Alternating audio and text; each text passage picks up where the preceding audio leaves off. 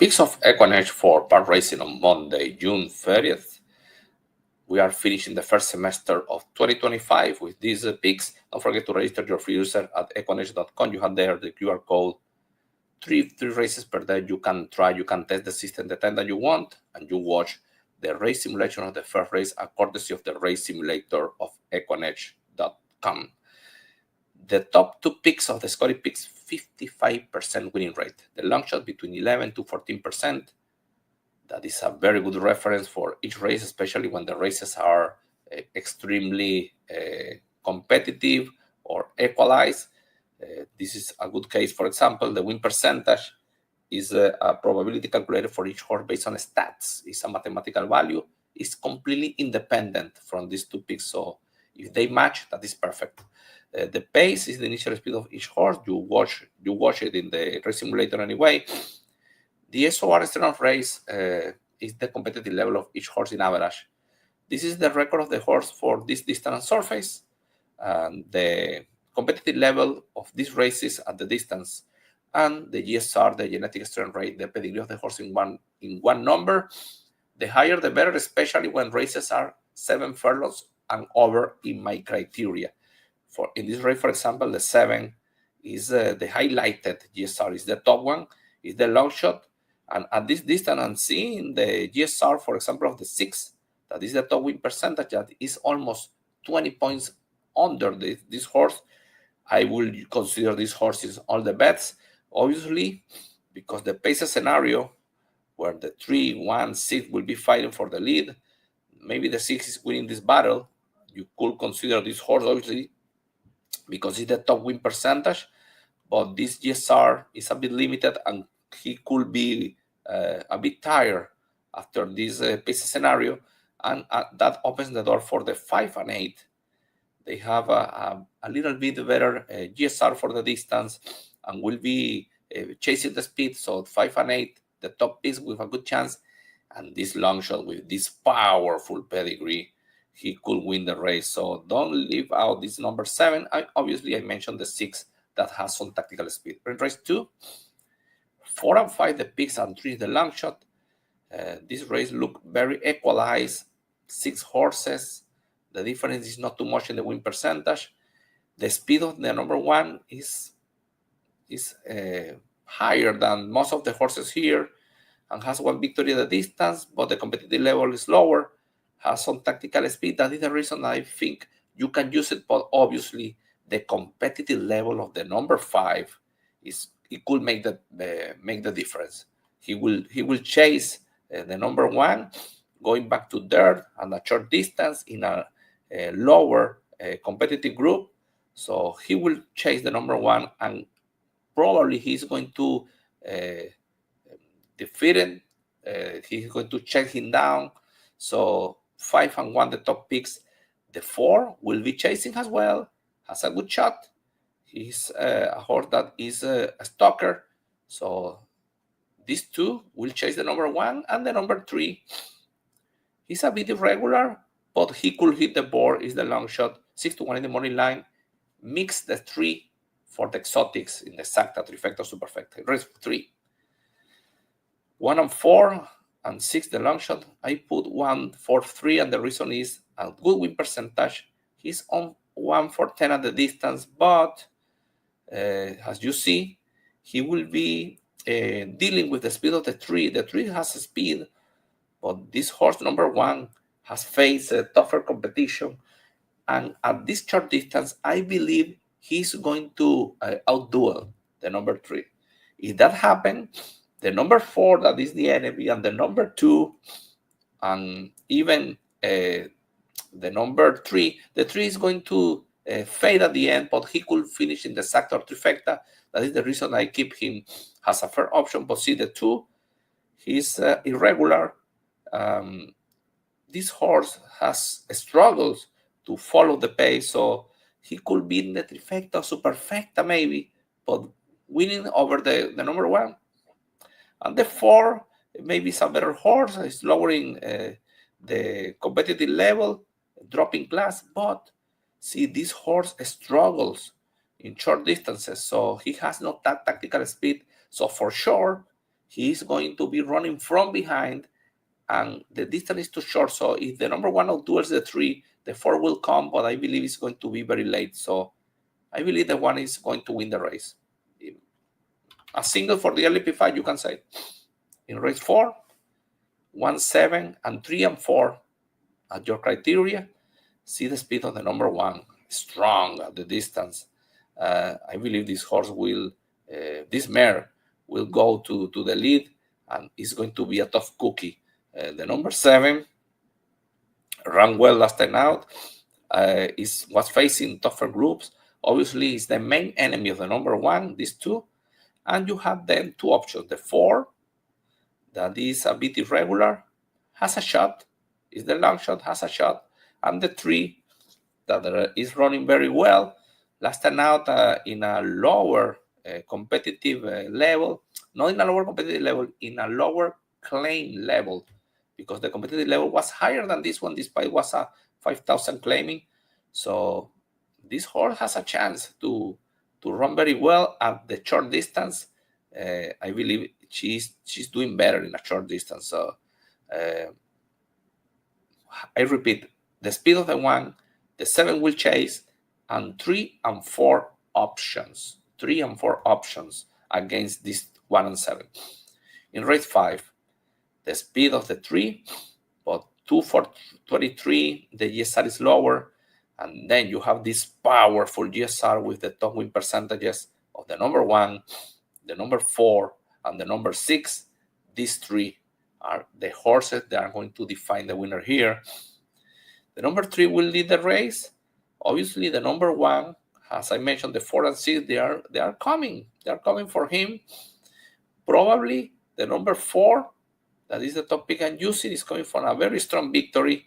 And at this level, obviously, he will be chasing the number 3, that is the speed of the race, and probably he will pass first and could make the difference. Obviously, the 6 has a strong closing kick, going up in class in comparison with the 4, as you can see. So the number 6 could struggle with the 4 because of that. The 4 was facing tougher, and the number 1 was facing tougher, but he's coming back, and the trainer Jack Abrams is 0 for 25. That stat is not too good. Obviously, the win percentage is telling you that he could overcome that, but I prefer to use it as a fair option. So 4, 6, and 1. Race 6, equalize between these 5 horses, and you have the 7, the 5, and the 3. These 3 at the top of the Scotty picks. The number 7 looks very strong because he needs to deal with only 1 horse, the number 1, but see the 7 is superior in speed. Michael Pino, Eliseo Ruiz, this horse will nominate the speed. Now, the number 5, in the other side, he's a closer, but it's for Michael Pino as well. Michel Sanchez Award, he will be stalking and he will be closing, so you need to use both. Michael Pino trained both horses. Then the number 2 has a very win percentage, a horse that is running consistently. He will be chasing the race, and the trainer, James Noble, is doing decently with victories after the claim. So the number 2 is the wild card here. You can try to beat the 5 and 7 with this horse, or at least box the trifecta, looking if the 2 hit the board at the top. And the number 3, running well, is a decent horse in this race, and Melvin Gonzalez aboard. So this is an option if you are looking for a surprise. Apparently, he's better in long distances when he runs more comfortably, but has a shot here to hit the board, the number 3. In race 7, 7, 9, 6, 3, the 7 and 9 are the top picks here, and the long shot is the number 6. As you see, the number 4 is going to the lead, but obviously this horse is running very well lately. Good fair the last 2 times. It's a strong contender here. The number 9 is going to be ranking in the middle of the field, and will close as well, like the number 7. These 2 horses are horses that you need to use in a very complicated race because the win percentage is completely open between these 6 horses. And then you have 6 and 3, 3 and 6 The number 6 finished 5th last time out, but this competitive level is lower, and he will close and is with Francisco Martinez, an apprentice jockey, with 5 pounds less. That's good for him. And the number 3 with Angel Castillo, ran well in the previous to the last one. He will try to close, has a very powerful pedigree, and for the 7 furlongs, he's a surprise 10-1 in the money line. So these 4 horses, in my opinion, that you need to use, 7 and 9 are the top ones. In race number 8, 6 and 4 the top pick, the 7 is the long shot, 37% to win. Good gesture for the distance. This horse is going to be a very difficult horse to beat in this race. Probably is the single for the late pick 5 or late pick 4. Running well lately, has some tactical speed. He's an audible. The enemy is the 3. First start at Kineland with Vidal Ortiz. That was a very good sign, working well. Second time down for Jake Stoner. So if you're looking for an option to defeat the number 6, was I think the number 3 is the main horse that you could use. Has a decent win percentage, a very good pedigree for the distance. And the 4, Paco Lopez, left the number 6 to ride this horse, but this horse has his better races running on turf. The GSR is not bad for dirt, but the pedigree of the 6 and 3 is superior for the distance, and they run good on dirt. That can apply for the 4 because only one attempt in a short distance, but obviously there is a very big space for the doubt with the number 4. So I believe 6 and 3. I believe the 6 is winning the race. If you like to assure the race, you can add the number 3 that debuted at Kineland. In race number 9, 5, 1, and 8, my picks. 5 and 8 at the top, at 70 the long shot. See the win percentage. Open race. So any horse could win the race. So I'm looking for these options. The SOR, the competitive level, the 5 has the top one, has a victory at the distance, good GSR, top pick here. 6-1 in the money line, attractive. I'm using him. The number 1 at this distance, the most powerful pedigree in the race. Jamie Ness, Michel Sanchez. You need to use the number 1. And the 8 is the second pick here. Good GSR. A horse that is the second pick. So I use these 3. But see, I'm leaving out the number 3 that is 64 in the competitive level. He has a shot. He could upset the race. He even run the Federico Tesio, the Peter Pan. He's a good horse. Paco Lopez is aboard. If you want to add another one, maybe you consider the number 3 as another option in an open race. In race number 10, 10 and 6 are the picks. The 11 is the long shot. The 10 is very strong in this race, despite he's a closer, because the speed is, I think, is going to be a fake pace, a very slow pace. At the number 10, the only thing for him is that he's coming from behind. And, the closers, to use a closer has a single is a bit risky. But if you don't want to use the previous horse that I mentioned 2 races ago, you can use this. Michael Pino played this horse. It's coming very sharp for the race. The competitive level is not an issue. He will come in from behind. He's in the 10 post. That is good for him. So is the horse to beat? Obviously, the number 6 will be at the lead with the number 7.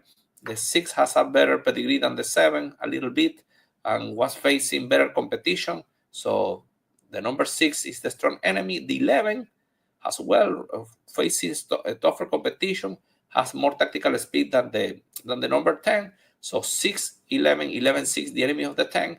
And the 3 is the other option that I consider, because this horse was facing tough competition, won in the previous to the last one. So he has an opportunity to hit the board or even upset the race, depending on the pace scenario and if the 10 find issues when he's closing. So 10, 6, 11, 11, 6, and 3 in the last race. Good luck with your bets at Park Racing.